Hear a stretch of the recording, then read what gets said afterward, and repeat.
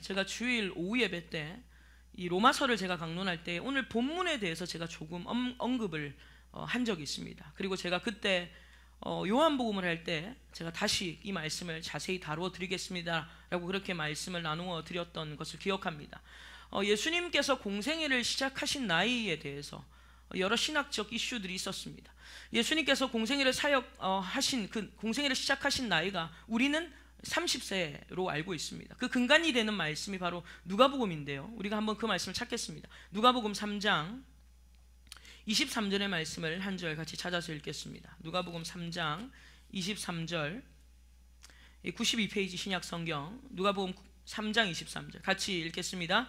예수께서 가르치심을 시작하실 때에 30세쯤 되시니라.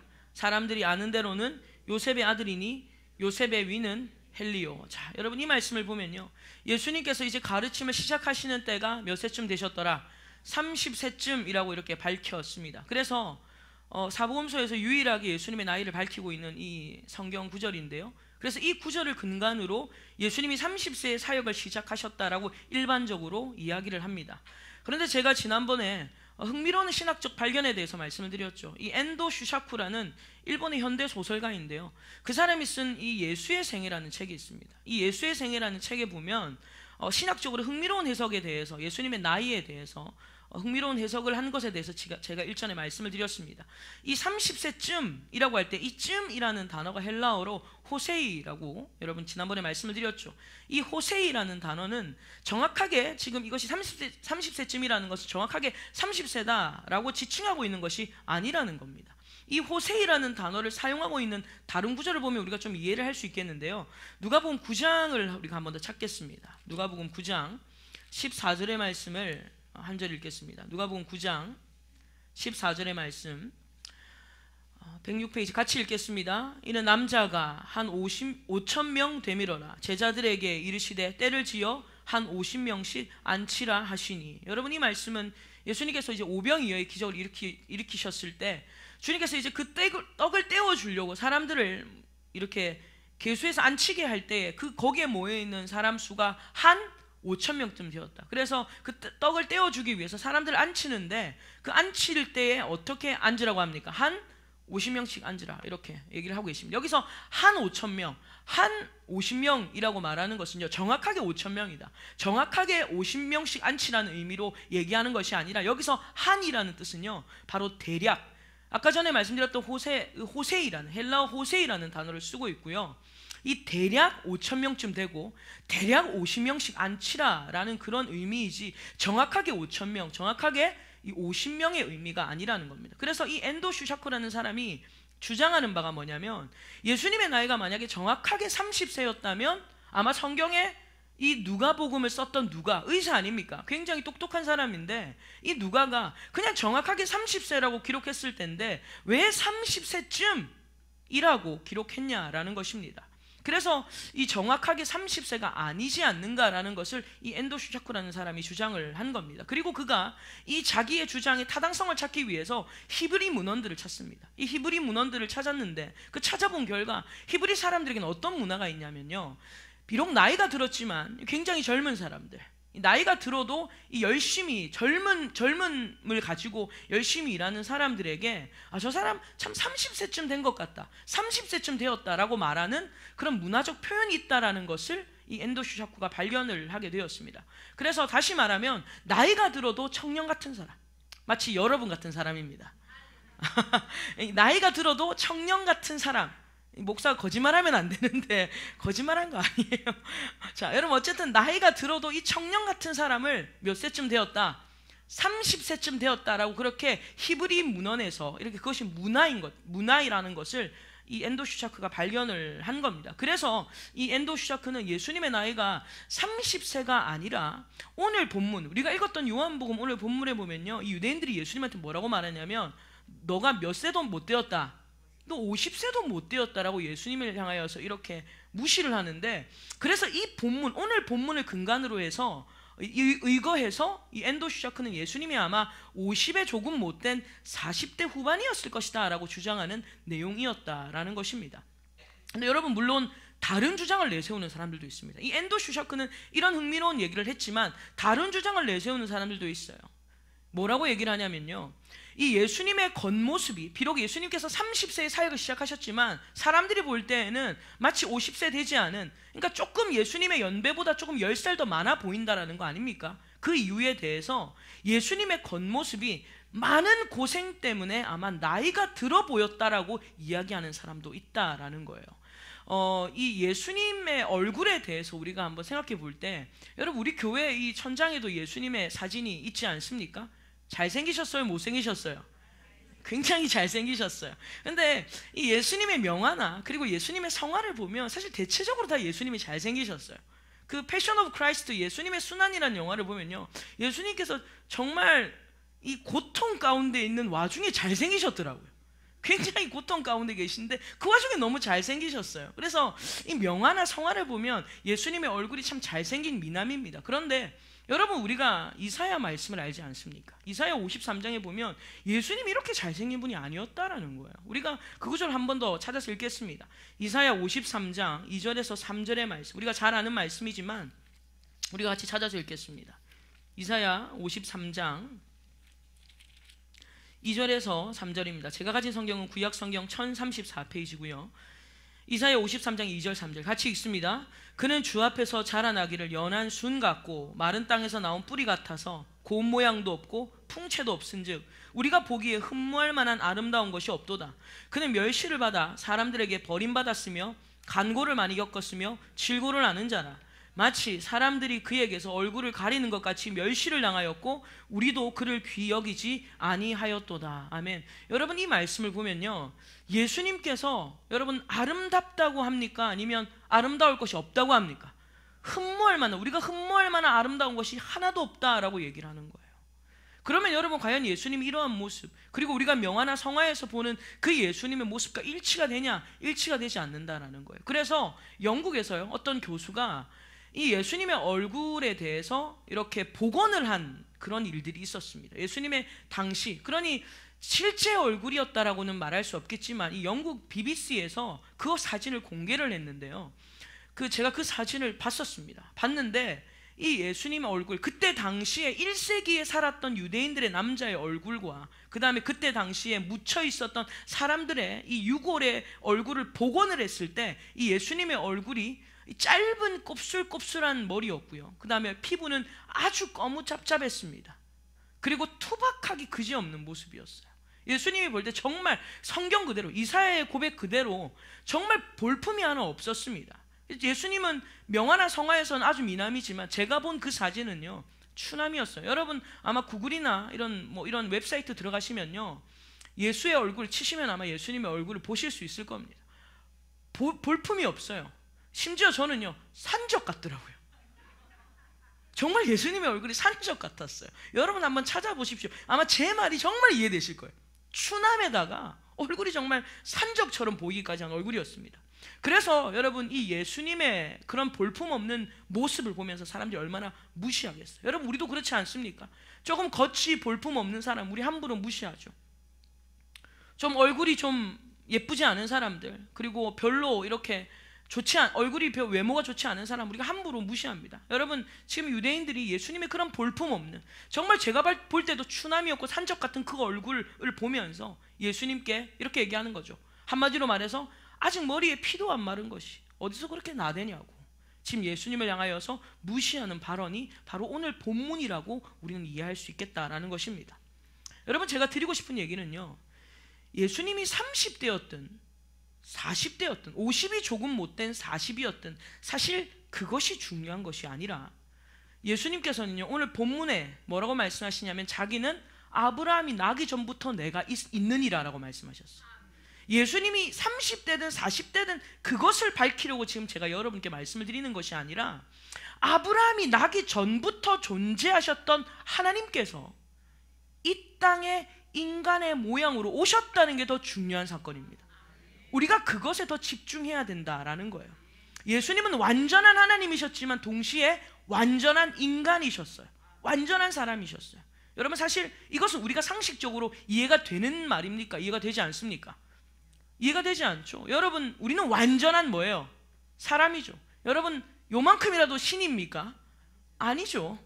우리는 그냥 100%, 100% 우리는 사람인데, 예수님은요 100% 사람이셨고 100% 하나님이셨다라는 거예요. 그러니까 우리가 상식적으로 이해할 수 없는 기적이에요. 그런데 하나님께서, 이 예수님이, 하나님이신 예수님께서 이 땅에 완전한 사람으로, 완전한 신이지만 완전한 사람으로 이 땅에 오신 것은요, 우리에게 단순히 이런 기적을 보여주려고 오신 게 아닙니다. 자, 봐라, 내가 이런 것도 행할 수 있다라고 기적을 보이려고 우리 가운데 오신 게 아니라요, 예수님께서, 그 완전하신 하나님께서 완전한 인간으로 오신 이유가 뭐냐면 바로 우리를 사랑하셨기 때문이라는 거예요. 기적을 베푸신 이유가 기적을 보이려고 하는 것이 아니라 우리에게 사랑을 보이시기 위하여, 기적보다 더 큰 사랑을 위하여서 이 땅에 오셨다라는 것입니다. 다시 말씀을 드리면요, 하나님은 이 자신의 무한한 능력을요 제한시키셨어요.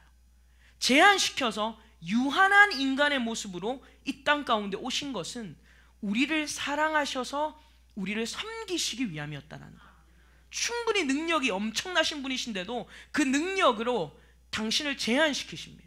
제한시키셔서 이 땅에 완전한 인간으로 오셨어요. 이유는 단 하나, 우리를 사랑하셨고 그 능력으로 우리를 섬기시기 위함이었다라는 것입니다. 제가 지난주 겸손에 대해서 의미를 말씀드렸어요. 이 겸손, 여러분, 우리가 일반적으로 이 겸손이다, 겸손한 사람, 저 사람 참 겸손하다라고 말하는 그 증거들을 우리는 무엇에 찾냐면, 사람들이 누군가 앞에서 막 굽신굽신 잘합니다. 허리 굽히면서 굽시굽시 잘하는 사람, 저 사람 참 겸손한 사람이야. 그리고 또 누군가가 칭찬할 때에 손사래를 치면서 저 아니에요, 유난을 떠는 사람, 여러분, 우리는 이런 사람 겸손하다고 말합니다. 그리고 그 사람의 능력치를 한껏 높여주면 아니라고, 나는 그렇게 능력 있는 사람 아니라고 자기의 능력치를 낮추어 말하는 사람을 우리는 겸손한 자라고 일반적으로 얘기하지만, 제가 지난주에 말씀드렸죠, 그것은 착각이라는 거예요. 그거는 겸손에 대한 오해입니다. 그래서 제가 오히려 그런 사람들 더 조심하라고 지난주 말씀드렸죠. 왜 그래요? 그 속에 능구렁이 있다고 했잖아요. 그 속에 능구렁이가 있어요. 겉으로는 아니에요 하면서 속으로는 알긴 안 해. 내가 능력 있는 거 알긴 안 해. 그 속에 뭐가 들어있어요? 능구렁이가 들어있는 거예요. 여러분, 그게 겸손이 아닙니다. 눈에 보이는 게 겸손이 아니라는 거예요.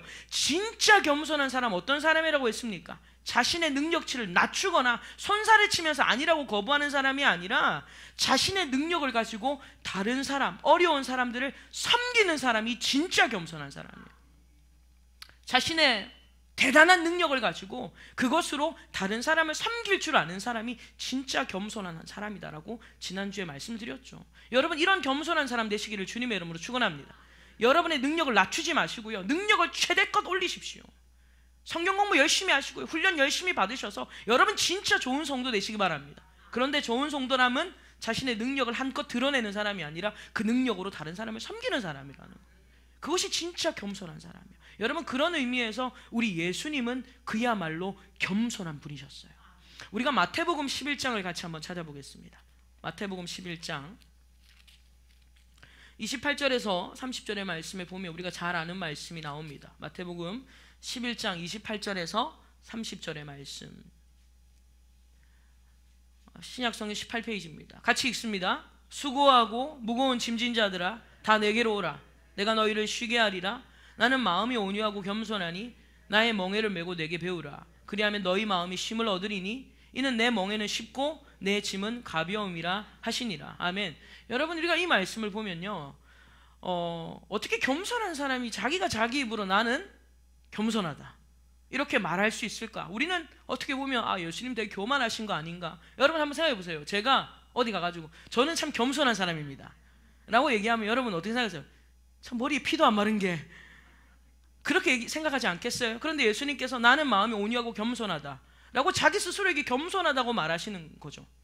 제가 말씀드렸습니다. 겸손한 것은요, 자기의 능력치를 낮추는 자가 아니라는 거예요. 자기의 능력을 가지고 다른 사람을 섬기는 자라고 했습니다. 오늘 예수님께서 나는 겸손하다라고 말하면서 그 다음에 뭐라고 말씀하셨냐면요, 여러분, 주님께서 수고하고 무거운 짐진 자들아 다 내게로 오라. 내가 너희를 쉬게 하리라 하면서 주님께서 뭐라고 하시냐면 나는 마음이 온유하고 겸손한 자다 이렇게 말씀을 하셨어요. 다시 말하면 지금 예수님은요, 수고하고 무거운 짐진 자들을 지금 자기에게로 다 초청하고 계시는 겁니다. 다 초청하면서 그들에게 쉬게 하겠다라는 거예요. 그들에게 쉼을 주겠다라는 겁니다. 그런데 사실 주님께서 쉼을 준다고 했지만 그 다음 구절을 보면요, 29절에 나는 마음이 온유하고 겸손하니 나의 멍에를 메고 내게 배우라. 그리하면 너희 마음이 쉼을 얻으리니 내 멍에는 쉽고 내 짐은 가벼움이라 하시니라. 예수님께서 분명히 수고하고 무거운 짐진 자들아, 너희들 짐 다 가지고 나에게 와라. 내가 너희 짐 다 풀어줄게, 쉬게 해줄게 해놓고서는 다시 예수님께서 뭐라고 말씀하세요? 내 멍에를 매라는 거예요. 쉬게 해주겠다고 해놓고서는 멍에를 다시 매라고 말씀하시는 이 말씀이 사실 어떻게 보면 어불성설처럼 보입니다. 그러나 예수님께서 뭐라고 단서를 다십니까? 내 멍에는 쉽고 내 짐은 가볍다라고 말씀하셨어요. 그럼 과연 이게 어떤 의미인가라는 거예요. 예수님께서 내 짐은 쉽고 내 짐은 가볍다라고 말씀하시는 것이 어떤 의미인가? 여러분, 예수님께서 지금 초청하는 사람들이 누굽니까? 수고하고 무거운 짐진 자들을 초청하고 있어요. 여러분, 여기서 수고한다라는 의미가 그냥 일거리가 많은 사람, 일이 너무 많은 사람, 일에 치여 사는 사람의 뜻이 아니에요. 여기서 수고한다는 건요, 고통받는다라는 뜻이에요. 고통 가운데 있는 자. 여러분, 무엇의 고통 가운데 있겠습니까? 바로 이 죄라는 거예요. 죄로 인해서 고통 가운데 있는 자들을 주님이 지금 초청하시는 겁니다. 왜 그렇습니까? 여러분, 우리는요, 우리가 암만 수고해도 우리의 힘으로는 우리의 죄를 해결할 재간이 없어요. 우리가 아무리 우리의 몸을 고행하고, 여러분, 우리의 몸을 아무리 불사르게 내어줘도 우리의 힘으로는요, 우리의 죄를 이길 힘이 없고 우리의 죄의 굴레에서 벗어날 수 있는 길이 없다라는 거예요. 그런데 길이 딱 한 가지 있다라는 거예요. 지금 누가 초청하시는 거예요? 예수님. 오직 예수 그리스도를 믿음으로 말미암아 우리의 수고하고 무거운 짐이 벗겨지는 줄 믿습니다. 우리가 암만 수고해도 안 되는데 오직 예수님을 믿으면 되는 거예요. 여러분, 이거 쉬운 거예요? 어려운 거예요? 쉬운 거죠. 생각해 보세요. 여러분이 평생 고행해서 천국에 가야 된다, 이것과 예수님을 믿음으로 천국 가는 것, 사실 뭐가 더 쉽습니까? 예수님을 믿음으로 천국 가는 게 훨씬 쉬워요. 평생 고행 안 해도 되는 거예요. 그러니 주님이 말씀하시는 것이 맞는 말이에요? 틀린 말이에요? 맞는 말이죠. 수고하고 무거운 짐진 자들아, 다 내게로 오라. 너희가 평생 선하게 산다고, 여러분, 그렇다고 해서 예수 믿고 막 악하게 살라는 뜻이 아니지 않습니까? 우리는 예수님을 믿고 예수님을 닮아가는 삶이 되는 거예요. 그런데 여러분, 어쨌든 주님께서 말씀하시는 것은 수고하고 무거운 짐진 자들아, 죄 가운데 고통 가운데 있는 자들아, 다 내게로 와라. 예수님으로 말미암아 예수님을 믿음으로 우리가 그 죄의 짐을 벗어버릴 수 있다라는 것입니다. 그래서 예수님께서는요, 이 수고하고 무거운 짐진 자들아, 다 내게로 오라라고 예수님께서 초청하고 계시는 겁니다. 또 한 가지 의미, 예수님께서 내 멍에는 쉽고 내 짐은 가볍다라고 말씀하시는 이 멍에가 가볍다라는 의미가 어떤 의미냐면요, 이 멍에, 여러분, 이 멍에라는 것을 우리가 이해하려면 이 농산일을 좀 생각해야 됩니다. 멍에 또는 결이라고 하지 않습니까?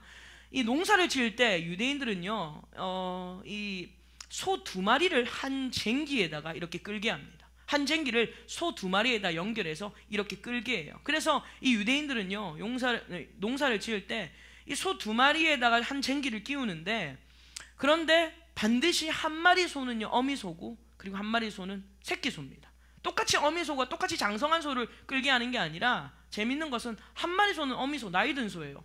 그리고 한 마리 소는 어린 소, 새끼 소입니다. 꼭 이렇게 짝을 지어 결의를 묶습니다. 멍에를 묶는다라는 거예요. 그러면 사실 여러분, 이 두 소가 한 쟁기를 끌지만 사실 실질적인 힘은 누가 발휘를 해요? 어미 소가 발휘를 하겠죠. 그렇지 않겠습니까? 새끼 소가 멍에를 매봤자 높이도 안 맞고. 그래서 제가 그런 생각을 해봤어요. 군대 가면 지금도 그런 거 합니까? 왜 훈련할 때 바닷가에서 이렇게 통나무 들지 않습니까? 통나무 들잖아요. 그런데 만약에 우리 장혁이 같은 애들이 통나무를 드는데 그 사이에 장우가 있다고 생각합시다. 제가 어저께 장우랑 전화 통화를 했는데 열심히 해병대에서 훈련을 받고 있더라고요. 그런데 만약에 우리 장혁이 같은 180이 넘는 이 성인들이 이 통나무를 들었어요. 그러면 장우 같은 애들은 대롱대롱 매달리는 거죠. 그러니까 들 게 없는 거예요. 왜냐하면 큰 애들이, 힘이 센 애들이, 키가 큰 애들이 그 무거운 짐을 이미 대신 담당하기 때문에 작은 애들은 손만 들고 있으면 됩니다. 그냥 이렇게 따라만 하면 되는 거예요. 마치 그런 것 같은 거예요. 여러분, 어미소와 새끼소가 같은 멍에를 메고 있지만 실질적으로 그 힘을 들이고 있는 사람은 바로 어미소라는 겁니다. 그러니 이게 무슨 말이겠어요? 이 새끼소는 뭘 하겠습니까? 그 어미소를 따라다니면서 발걸음을 맞추고, 어미소를 따라다니면서 어미소가 하는 것을 보고 배우게 되는 거예요. 여러분, 예수님께서 지금 우리를 초청하십니다. 그리고 당신의 멍에를 우리에게 매게 하시지만 사실 우리에게 매게 하시는 멍에는요, 우리가 메고 있는 게 아니라 예수님이 다 짊어지신 거라는 거예요. 예수님이 짊어지신 멍에 우리로 하여금 본받게 하시고 우리로 하여금 발걸음 맞추게 하시는 멍에라는 거예요. 그래서 그 멍에는 쉽고 가볍다. 그래서 내게 와서 배우라 라고 말씀을 하시는 거예요. 그래서 저는 이 말씀을 묵상하는 가운데 이 시편의 말씀이 생각이 났습니다. 여러분, 우리가 시편 68편을 한번 찾아보겠습니다. 시편 68편 19절 한 절만 읽겠습니다. 850페이지입니다. 구약 성경 850페이지 시편 68편 19절의 말씀인데요, 다윗의 시 중에 이런 말씀이 있습니다. 같이 19절 읽습니다. 날마다 우리 짐을 지시는 주 곧 우리의 구원이신 하나님을 찬송할지로다. 아멘, 할렐루야. 여러분, 한 번 더 읽겠습니다. 자, 시작. 날마다 우리 짐을 지시는 주 곧 우리의 구원이신 하나님을 찬송할지로다. 아멘, 할렐루야. 여러분, 주님은요, 우리의 짐을 가다가 한번 져주시는 게 아니라 우리 짐을 어떻게 져주신다? 날마다 져주시는 거예요. 우리의 수고하고 무거운 짐을요, 우리 주님은 날마다 져주시는 거예요. 그래서 우리의 수고하고 무거운 짐을 날마다 져주시는 우리는 주님께 찬송할지로다. 그 주님께 영광 돌리는 우리의 삶이 되어야 될 줄로 믿습니다. 여러분, 이처럼 예수님은요, 하나님이세요. 무한한 능력을 가지신 하나님이시지만 예수님은 그 능력을 가지고요, 당신에게 저주하는 자들, 오늘 본문에 보면 사람들이 돌을 들어서 예수님을 쳐 죽이려고 하잖아요. 그리고 예수님을 향하여서 50도 안 된 주제에 네가 뭐 한다고 그렇게 나서냐 하면서 예수님을 향하여서 모욕하고, 예수님이 십자가에 달릴 때까지 예수님을 향하여서 침을 뱉는 사람들, 눈앞에 있는 사람들 다 쓸어버릴 수 있어요, 없어요? 있죠. 그 능력이 왜 없습니까? 근데 그럼에도 불구하고요, 하나님은 그런 것에 힘을 쓰지 않으셨어요. 그런 것에 에너지를 낭비하지 않으셨습니다. 다만 정사와 권세와 어둠의 주관자들을 멸하셨고요, 또한 우리의 죄의 짐을, 우리의 수고하고 무거운 인생의 짐을 대신 져주시고 섬기시는 일에 주님께서 힘을 쓰셨다라는 거예요. 이것이 하나님의 능력인 줄 믿습니다. 이것이 바로 하나님의 능력의 선용이에요. 능력이 잘 쓰여진 예라는 것입니다. 그래서 예수님은요, 참으로 겸손한 분이시고 겸손의 모본이시라는 겁니다. 이러한 예수님의 모습을 본받은 자가 있는데, 제가 요즘 자주 언급하는 손양원 목사님이십니다. 이번 수련회에 저희가 이 손양원 목사님에 대해서 많이 묵상하면서 참 많은 것들을 제가 알게 돼서 제 마음에 지금 너무 많이 깊은 감동 속에 있습니다. 손양원 목사님은 당시에 학업이나 여러 가지 인품 면에서도요, 부족함이 없던 분이셨어요. 이 손양원 목사님께서 백범 김구 선생과도 굉장히 가까이 지내셨다고 하더라고요. 그래서 나이차가 26살 정도 차이가 나이가 남에도 불구하고요, 이 김구 선생이 자기보다 26살이나 어린 이 손양원 목사님을 굉장히 존경했습니다. 굉장히 여러분 존경할 정도로 이 손양원 목사님의 삶을 인정했을 정도로 여러 면에서 참 우수하셨던 분이셨어요.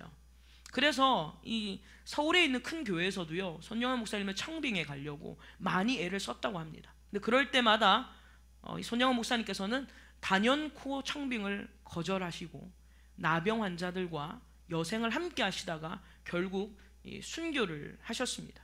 우리 생각으로, 우리 기준으로는요, 충분히 대형교회 목회자가 되셔서 굳이 하지 않아도 될 고생, 굳이 감내하지 않아도 될 그런 수고로움 안 하셔도 되는데, 여러분, 손양원 목사님은 하나님이 자기에게 주신 그 능력을 아무도 돌보지 않는 나병 환자들을 섬기는 일에 쓰셨다라는 거예요. 자기가 가진 능력으로 어디 가서 박박사 얘기하면서 어디 가서 큰 교회 목사라고 자기를 위시하고 내세울 수 있는 능력이 있음에도 불구하고, 물론 여러분 대형교회 목사님 다 잘못됐다는 건 아니지만, 그러나 그 능력을 가지고 아무도 돌보지 않는 나환자들을 돌보는 일에 여생을 쓰셨다라는 것입니다. 이것이 바로 하나님의 능력의 선용의 예입니다. 하나님의 능력을 잘 사용하는 자의 모습이라는 거죠. 근데 여러분, 사실 손영호 목사님이라고 해서 뭐 처음부터 영웅이었겠습니까? 처음부터 우리가 우러러 볼 만한, 존경할 만한 대상이셨겠습니까? 본인도 그렇게 고백하더라고요. 사실 자기도 처음에 나병 환자를 대할 때 너무 마음이 힘들었다고, 자기도 너무너무 괴로웠다라고 고백을 하셨어요. 그래서 세 가지를 기도하시더라고요. 어떻게 기도하셨냐면, 먼저 첫 번째는 나병 환자들의 모습이 너무 무서웠기 때문에 그들을 무서워하지 않게 해달라고 기도를 하셨어요. 여러분, 이번에 그 기념관을 갔는데요, 나병 환자 사진들, 한센병 그 환자들의 그 기념관이 있어요. 거기 갔더니 그 나병 환자들의 사진이 걸려 있는데 얼마나 정말 끔찍한지 몰라요. 그 나병 환자들의 얼굴, 몸 으그러지고 부러지고 얼굴에 형체가 없고 눈, 입 뭐 말할 것 없이 아주, 우리 교회에서도 기회가 되면 아마 한번 다녀오시면 너무 좋을 것 같습니다. 여러분, 너무너무 끔찍했어요. 그런 사람들과 사진으로 보는 것도 불편하고 힘든데 그 사람들이 지금 내 앞에 있다, 나와 함께 산다라는 것이 얼마나 마음이 어렵고 힘들겠습니까? 그래서 처음에 너무 무서우셨대요. 그래서 하나님 앞에 기도했다. 하나님, 너무 무서워요. 저들이 무서워지지 않게 해달라고 기도를 하셨습니다. 두 번째가 뭐냐면, 그 살이 썩어 들어가는 냄새가요, 말을 못한다는 거예요. 그 악취가 말을 못한대요. 그래서 하나님, 냄새를 못 맡게 해달라고 기도를 했답니다. 그리고 세 번째로 그들과 평생을 함께 할 수 있게 해달라고 기도하셨다는 거예요. 그들을 섬기겠다고, 내가 이들을 위하여 평생을 헌신하겠다고 기도하실 때 이 세 가지 기도를 하셨다는 거예요. 하나님, 저들의 어떤 이 끔찍한 모습을 보더라도, 내가 저들의 어떤 좋지 않은 모습을 보더라도 그들을 무서워하지 않게 해달라. 그리고 그들에게 악취가 나도 하나님 그것을, 냄새를 맡지 못하게 해달라. 그리고 여러분, 끝까지 그들과 함께 있게 해달라. 저는 사실 그 세 가지의 기도가 사실 제 마음속에 큰 울림이 됐습니다. 비록 저는 손영호 목사님처럼 나병 환자와 같이 생활하는 건 아니지만, 그래도 이렇게 우리가 눈에 보이는 때는 멀쩡해도 우리의 심령들이 얼마나 많이 상해 있습니까? 저도 마찬가지고 우리의 심령들이 다 얼마나 많이 상해 있어요. 죄로 물들어 있지 않습니까? 그런 영혼들을 마주할 때마다 저도 제 안에서 갈등이 많이 일어나요. 정죄하게 되고요, 판단하게 되고요, 그리고 싫어질 때도 사실 있습니다. 성도들이 싫어질 때가 사실 저도 있어요. 그러나 제가 이 기도의 제목들을 읽으면서 하나님, 제 마음에 저도 어떤 성도든지 사랑하게 해달라고, 그들을 품을 수 있게 해달라고, 그들에게서 죄의 악취가 나도 그래도 주님 그 냄새를 맡지 못하게 해달라고, 그리고 끝까지 하나님의 사람들로서 저들을 세워가게 해달라는 기도를 다시 올려드리게 되더라는 겁니다. 여러분, 우리도 하나님의 능력을 간구해야 됩니다. 주님께 능력을 달라고 기도해야 됩니다. 그러나 그 능력을 간구하되 그것으로 손영호 목사님은요, 나병 환자를 섬기기 위함이었다라는 거예요. 오늘 저와 여러분들도 하나님께 능력을 구하십시오. 주님, 하나님의 나라를 위하여 저에게 능력 주십시오. 저에게 지혜 주십시오. 그러나 그것으로 섬기게 해주십시오. 내가 영웅이 되려고 하는, 내가 드러나려고 하는 것이 아니라 주님, 빛도 없이 이름도 없이 섬기는 자가 되게 해주십시오. 여러분, 이것이 우리의 기도가 되어야 될 줄로 믿습니다. 그래서 이 지난주 수련회 동안 여수와 하만을 다녀왔는데요, 이 하만에 있는 산돌 손양원 기념관을 들렸을 때 거기에 이 손양원 목사님과 이 김구 선생의 모형, 함께 앉아있는 모형물이 있더라고요. 그리고 그 모형물에 옆에 이런 글귀가 적혀 있는 것을 보았습니다. 이 글귀는요, 이 김구 선생이 이 죽기 전에, 암살당하기 3개월 전에 1949년도에 이 손 목사님을 만나서 한 편의 글을 써줬던 그런 글귀였습니다. 이 써준 글은요, 본인이 쓴 것이 아니라 이제 조선 후기에 이양현이라는 사람이 쓴 시였거든요. 그래서 이 시가 이런 내용이었습니다. 눈 내린 들판을 걸어갈 때 발걸음을 어지러이 말 것은 오늘 내가 걸어간 발자국이 뒷사람의 이정표가 될 것이기에, 이런 글이었습니다. 여러분, 하얀 눈이 내리는 그 길을 걸어보신 적 있습니까? 아무도 밟지 않는. 제가 미국에 있을 때, 미국은 눈이 굉장히 많이, 제가 있었던 동부는 눈이 너무너무 많이 왔어요. 그래서 이제 새벽 기도를 가거나 아니면 눈이 자주 많이 쌓이기 때문에 사람들의 발자국이 있다가도 3시간이 지나면요, 그게 싹 다 덮여버려요. 그리고 발을 내밀 때마다 발이 움푹움푹 패입니다. 그래서 제가 어느 날 이렇게 눈을 치우기 위해서 몇몇 지체들과 같이 마당을 나왔는데요, 이제 제일 처음 선 사람이 이 발자국을 딛기 시작하면 그 사람 뒤에 있는 사람 전부 다 제가 딛던 발자국만 밟더라고요. 발 안 버리려고. 그러니까 저가 혼자 다 버리고 제 뒤에 따라오는 애들은 다 제 밟은 데만 밟는 거예요. 그때 생각이 났습니다. 여러분, 우리의 인생이 그렇습니다. 우리가 함부로 하얀 눈이 덮인 것에 발자국 함부로 남기지 말라는 거예요. 왜냐하면 그 발자국이 다른 사람이 따라오는 이정표가 될 수 있다는 거예요. 여러분, 우리가 본받아야 될, 우리가 따라가야 될 진정한 이정표와 족적은 예수님의 발걸음인 줄 믿습니다. 손양호 목사님이 위대한 것이 아니라 여러분, 그분에게 능력을 한없이 부어주신 우리 하나님이 위대하십니다. 그 예수님의 삶이 곧 우리를 사랑하신 삶이라는 거죠. 겸손의 삶이라는 거죠. 무한한 능력이 있음에도 불구하고 그 능력으로 엉뚱한 데 쓰지 않으시고 그 능력으로 우리를 섬기셨고 우리를 사랑하셨다라는 거예요. 그래서 저와 여러분들도 이 예수님을 본받는 은혜가 있기를 주님의 이름으로 축원합니다. 여러분의 걸음걸음이 또 다른 누군가의 이정표가 되는 은혜가 있기를 주님의 이름으로 축원합니다. 같이 기도하겠습니다. 사랑하시는 주님,